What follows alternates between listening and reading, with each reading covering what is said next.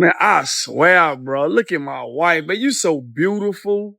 You know what I'm saying? But you all in the bag of chips. Doritos, man. Frito Lays. Look at my wife. Check out. Man, look at my beautiful ass wife. This is what you call a mission complete. My wife was like, babe, can I go step out and have a few drinks with the young ladies, the girls? I said, babe, you goddamn right. Man, look. Look at Charlie. My wife treat him like a baby. Love you. Love you too. They were the perfect picture of happiness. Everyone said so. But in the dark, early hours of March 30th, 2025, that perfect illusion came crashing down in a quiet apartment on Ronmar Drive. It was 4:30 a.m. The clock ticked as officers responded to a frantic 911 call. They arrived expecting the usual domestic disturbance. Raised voices, perhaps some flung items, maybe a bitter argument that spilled into the hallway. Instead, the scene they stepped into brought them face to face with a nightmare. Inside the apartment, they found 38-year-old Shaterica Smith and her 42-year-old husband, Tracy Johnson, both dead from gunshot wounds. A single glance told the story.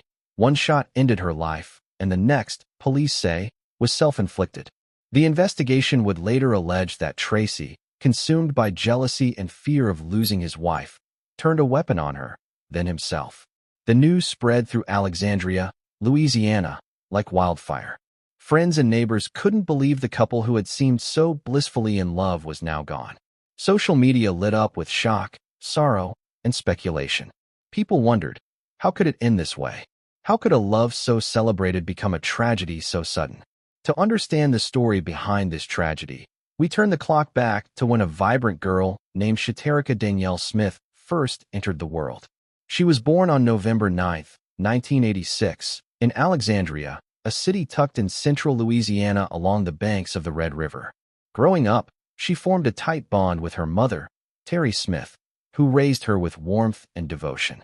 Her father wasn't as present, but those who knew her say that lack never dulled her spirit.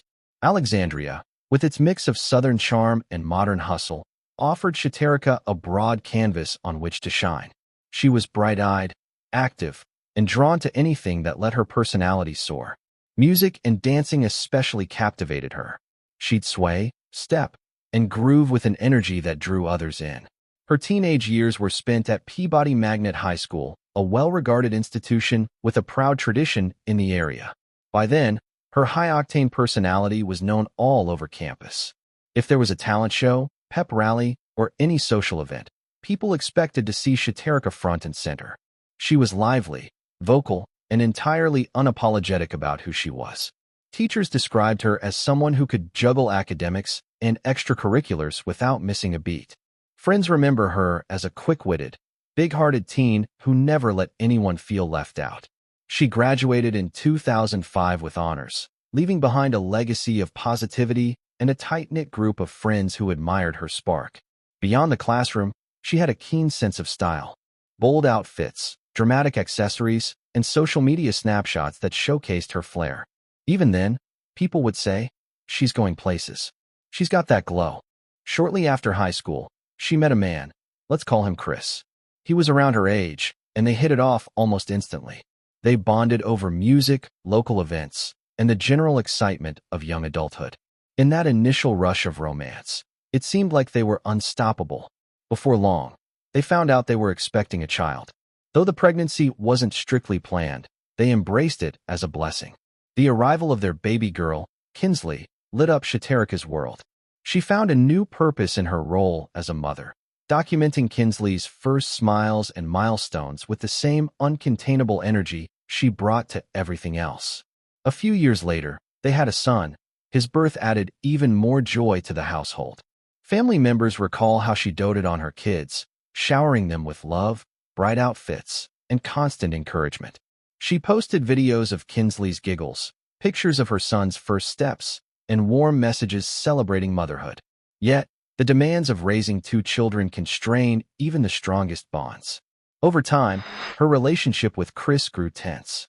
Arguments flared over finances, priorities, and the inevitable stress that comes with juggling jobs, bills, and the needs of young kids. Eventually, they went their separate ways. Still, friends say Chris stayed involved in the children's early years. As for Shaterica, she pressed on with resilience, determined to give her kids the best life possible. She had her mother's support and a wide circle of friends who admired her tenacity.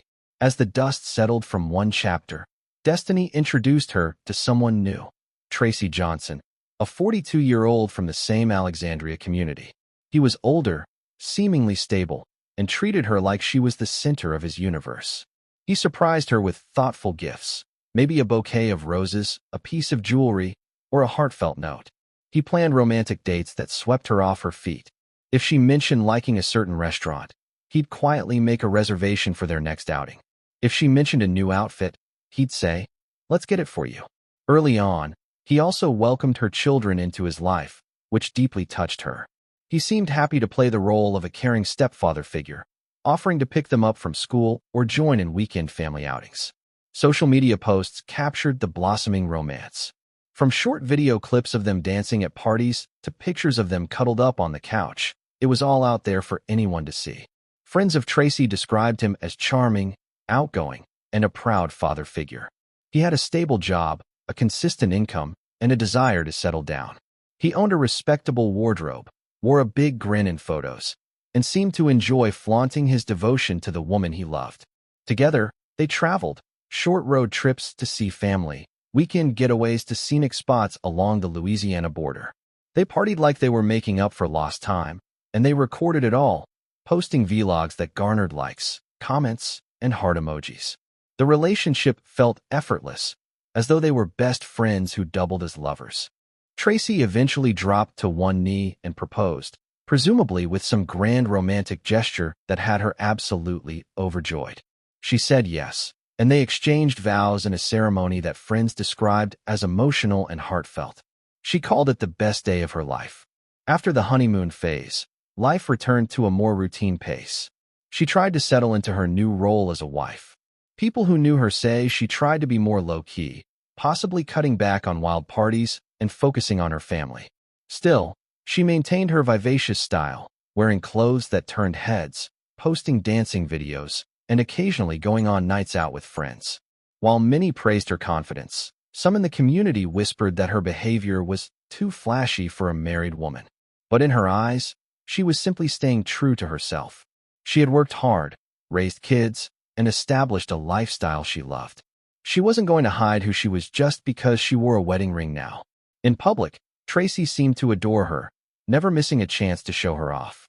They continued taking couples selfies, celebrating special occasions, and gushing about each other on birthdays and anniversaries. People scrolled through their photos thinking, they're so in love, unaware of the growing tensions beneath the glossy surface. The marriage, which began on such a high note, started showing cracks. Friends of the couple noticed subtle shifts. Tracy became more withdrawn at gatherings.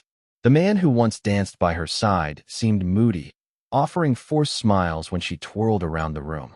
He appeared restless, glancing at her social media posts and bristling at comments from other men. Some recall hearing him complain about her outfits, her weekend getaways, her love for capturing every moment on camera. This wasn't the same man who had initially cheered on her free spirit. It was as if the excitement that first attracted him to her now filled him with anxiety. He also started making offhand remarks about respect, loyalty, and how a married woman should conduct herself. At times, these remarks seemed controlling, as though he wanted to curb her freedom. In arguments, he'd point to her tight clothes or her Instagram feed, accusing her of seeking attention from people outside the marriage. According to acquaintances, those arguments grew more intense, sometimes ignited by the smallest incident. A late-night text notification on her phone, a photo of her partying without him, or even a lingering glance from a stranger at the grocery store. Meanwhile, she believed she had the right to enjoy life. She was a mother, a wife, but also an individual who had found a way to balance responsibilities with personal freedom. She brushed off his complaints, assured him nothing was going on, and chalked up his worries to normal marital adjustments. But behind closed doors, the tension escalated. He allegedly tossed out accusations of infidelity or questioned her love.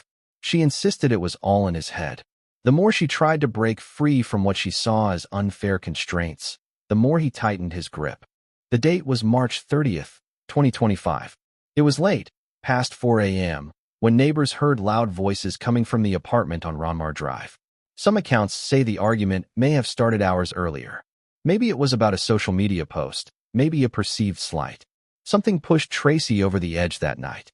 In a fury, he may have confronted her about her lifestyle, her friends, and her refusal to settle down the way he wanted. The fight escalated. She might have yelled back, defending her independence or her right to enjoy a fun evening. Perhaps the kids were away with relatives or asleep in another room. The official details remained scarce, but the police were certainly summoned by a 911 call from someone alarmed enough to report a domestic disturbance. When officers arrived around 4:30 a.m., the apartment was eerily still. They went in, likely calling out to see if anyone needed help. Instead, they found two bodies. According to the official report, 38-year-old Shaterica lay there with a fatal gunshot wound, and 42-year-old Tracy had what appeared to be a self-inflicted gunshot. A murder-suicide, the police concluded. The hush that settled over the neighborhood was immediate.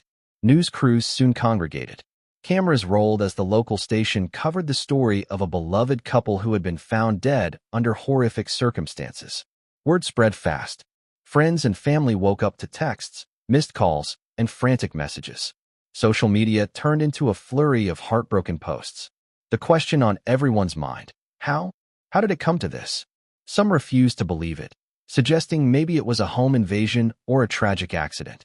But the police statements painted a darker possibility, that in a burst of rage and desperation, Tracy ended Shaterica's life before taking his own. For those who had envied their relationship, it felt like an earthquake. How could the couple who posted sweet anniversary tributes be the same ones in a deadly confrontation? People sifted through old photos, replayed their vlogs, and tried to spot any sign of what went wrong. Her mother, Tracy Smith, was devastated. The daughter she had raised to be so full of life and love was gone. Shaterica's children suddenly found themselves without the rock they depended on. Friends visited with tears in their eyes, bringing food and offering condolences. Some were angry, furious at the man they once trusted, while others were simply numb. The Alexandria Police Department launched a thorough investigation. They interviewed neighbors, family members, and close friends. Most stories pointed to a growing storm of jealousy and insecurity on Tracy's part. The marriage had been fracturing for months. Police found no signs of forced entry and no evidence that a third party was involved. The ballistic evidence suggested the shots were fired from the same gun. In other words, it all lined up with the conclusion that he shot her, then turned the weapon on himself. A few conflicting rumors circulated, as they often do in tragedies. Some speculated she had threatened to leave him for good. Others said a text from an ex ignited the argument. Yet, in the end, the official stance remained: domestic violence, culminating in murder-suicide. Shaterica's funeral drew a large crowd.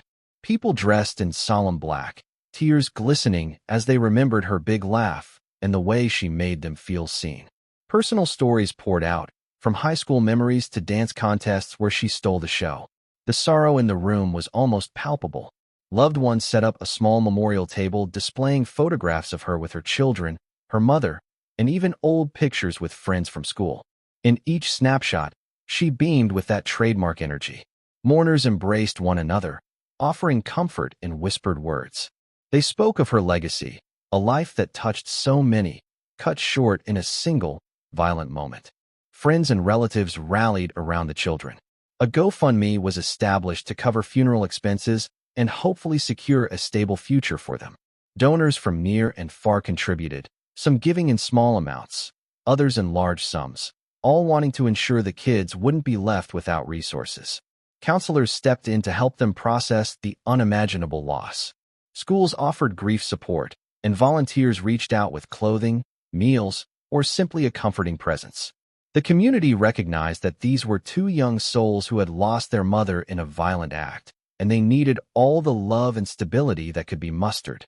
While many were quick to condemn Tracy, some who knew him recalled a different side. They insisted he'd been a good friend, always ready to lend a hand or share a beer.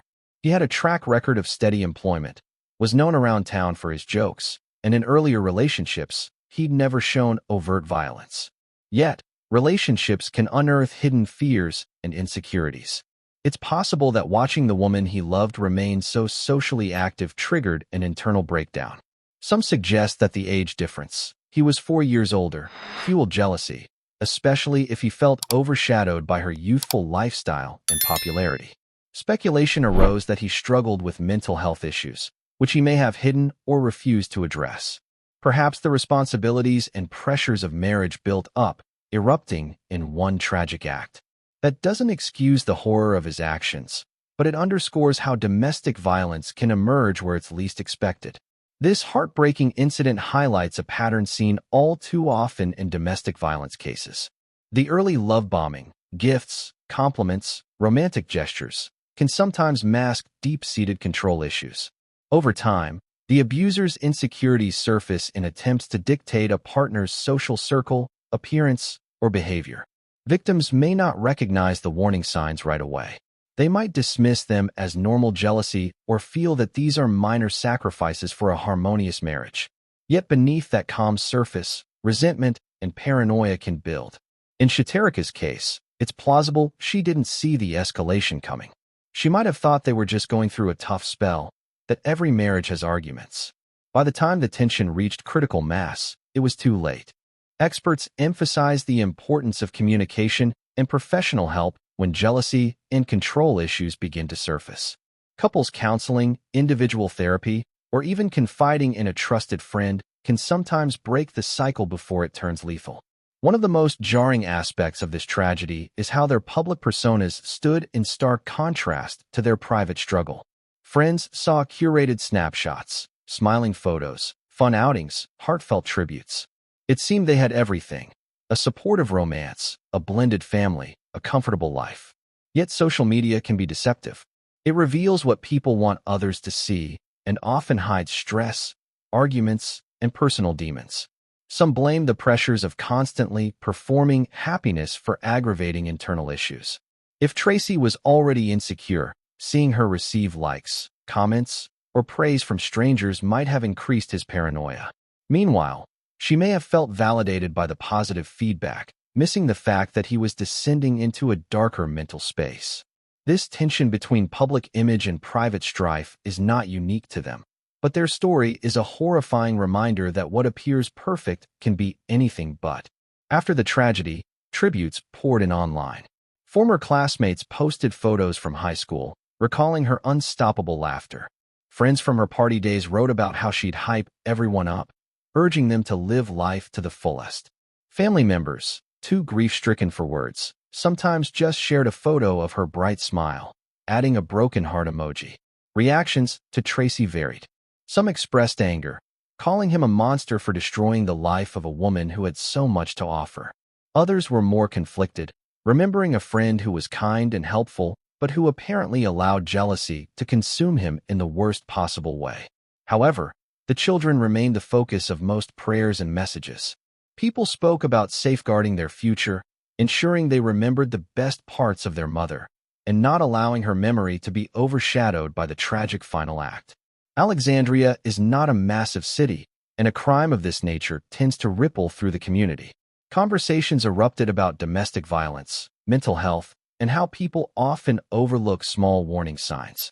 Events were organized to raise awareness, sometimes featuring local advocates or counselors speaking on how to protect loved ones from escalating disputes. Neighborhood watch groups reminded residents to remain vigilant about noises or signs of distress in their complexes. "Don't hesitate to call 911 if something seems off," became a common refrain. Nobody wanted another tragedy to unfold behind silent walls. In the aftermath, certain social media posts from both parties started circulating, posts that in hindsight seemed to hint at trouble. Tracy had written vaguely about respect in relationships, loyalty, and feeling undervalued. Meanwhile, Shaterica posted more upbeat, carefree content, occasionally with captions suggesting she was living her best life or not letting negativity in. Some now see those as subtle calls for help or warnings. Others believe they were just normal, passing comments.